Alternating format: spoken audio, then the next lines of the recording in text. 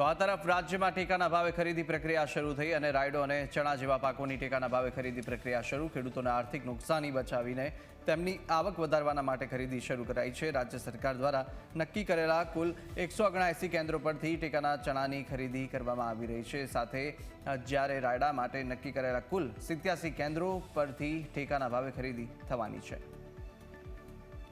Junagadh marketing યાર્ડમાં વિવિધ જણસીની આવક વધી અને યાર્ડમાં ચણાની 5500 ગુણી, તો ધણાની 2000 ગુણી, મગફળીની 4000 ગુણી તથા જીરુના 700 કટ્ટાની આવક નોંધાઈ. હાલ મસાલાની સિઝનને લઈને ધણા અને જીરુની આવક વધી છે. અહીં ઉતરાઈ ચાર્જ ન હોવાને કારણે ખેડૂતો અહીં જણસી વેચે છે.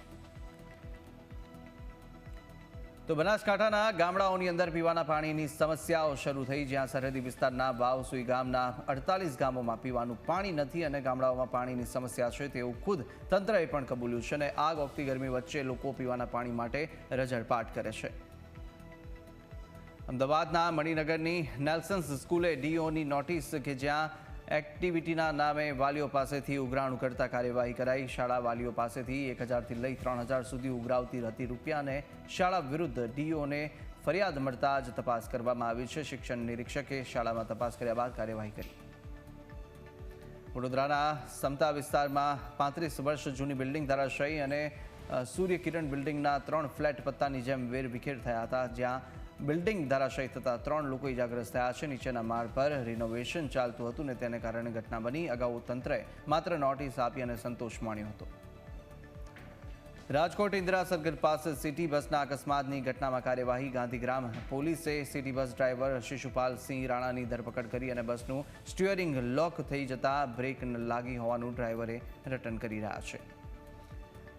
રાજકોટના સરદાર પાસે થયેલ અકસ્માત કેસમાં કાર ચાલકની ધરપકડ. આજી ડેમ પોલીસે કાર ચાલક ગોપાલની ધરપકડ કરી અને શનિવારે અલ્ટો કાર અને હોન્ડા સિટી કાર વચ્ચે અકસ્માત થયો હતો. અકસ્માતની ઘટનામાં 2 બાળકો સહિત 4ના મોત થયા હતા. અકસ્માત બાદ હોન્ડા સિટી કાર ચાલક ફરાર થયો હતો. વડોદરા રક્ષિત અકસ્માત કાંડમાં પ્રાંશુની વધી શકે છે મુશ્કેલી. રક્ષિતના મિત્ર પ્રાંશુની ધરપકડ માટે કોર્ટમાં કરાઈ અરજી અને પ્રાંશુની ધરપકડ માટે કોર્ટમાં રિવિઝન અરજી દાખલ કરાઈ છે. એફએસએલ રિપોર્ટમાં રક્ષિત અને પ્રાંશુએ ગાંજો પીધો હોવાનો ખુલાસો થયો છે. પ્રાંશુ વિરુદ્ધ કરવામાં આવેલ અરજી પર 24 એપ્રિલે સુનાવણી. સુરતના કામરેજના નવાગામ નજીક અકસ્માત. બેકાબુ ટ્રકે પોલીસકર્મી સહિત 4 લોકોને અડફેટે લીધા. અકસ્માતમાં એકનું મોત, એક પોલીસકર્મી ગંભીર રીતે ઇજાગ્રસ્ત. અકસ્માત સર્જી ટ્રક ચાલક ફરાર થયો અને ટ્રકે traffic police van, national highway authority of ઇન્ડિયાની બોલેરો સહિતના વાહનોને અડફેટે લીધા હતા.